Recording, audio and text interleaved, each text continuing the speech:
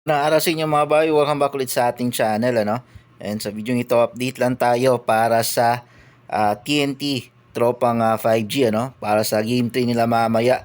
Okay, so ayon nga dito sa report, mukhang nakakita na ng temporary import, okay, para sa game 3 mamaya ng TNT kontra sa Meralco Bolts. So tinap nila. Okay, pero ayon sa report, hindi pa daw to sure talaga na makakalaro mamaya. Itong tinap nilang import na si former UP Fighting Maroons player na si Malik Diouf. Ayan. So, si Malik Diouf yung napili nilang temporary replacement import ano, kapalit kay Bol Bol. And speaking of Bol Bol, nakaalis na siya ng Pilipinas mga ba, no? Kasi kailangan niyang operahan kagad. Ayaw niyang magpo-opera dito sa Pilipinas. Gusto niya daw doon sa Amerika, no? Sa mga best doctor sa Amerika para sa kanyang Achilles injury. And mukhang malabo nang bumalik pa itong si Bolbol or maglaro dito sa Pilipinas mga ba, no? Kasi mukhang base sa kanyang reaksyon nung na-injured siya, parang kinotya niya yung Pilipinas dahil nga sa medyo akulangan sa kagamitan kapag na-injured yung isang player and hindi yun nagustuhan ni Bolbol ano. And mukhang in the first place ayaw niya talaga maglaro para sa Pilipinas ano. Mukhang napilitan lang talaga siya dahil siguro sa bayad sa kanya. Kaya siya napilitan maglaro pero mukhang ayaw niya talaga maglaro pa dito.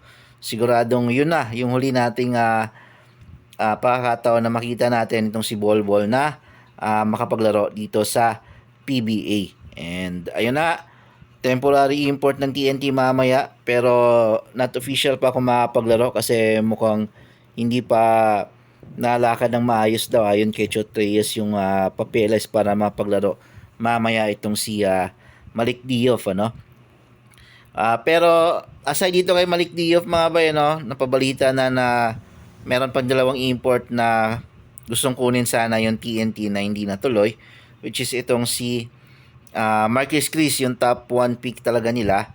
Kaso ang problema is ayaw ng kampo ni Marcus Chris na maglaro dito sa PBA kasi nga semifinals na medyo alanganin na daw. And I think yung bayad is hindi rin sila makakasundo.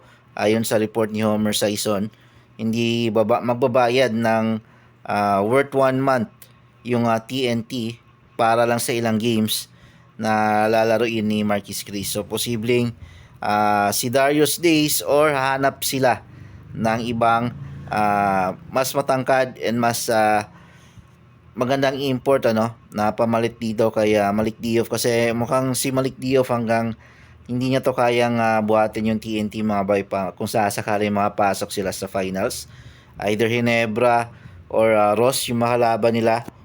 Mahihirapan sila. I think mas lalo silang mahirapan kung Ross yung makakarap nila sa finals and hindi sila makakahanap ng replacement dito kay Bol Bol. So abangan natin.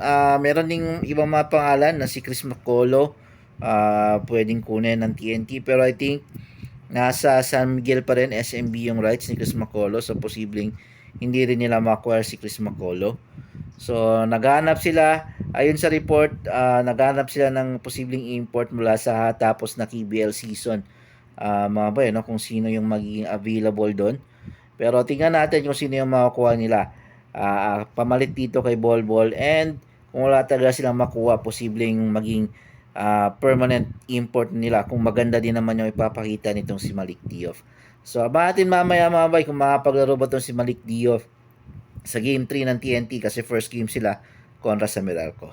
Yun lang mga bay, maraming salamat sa panonood.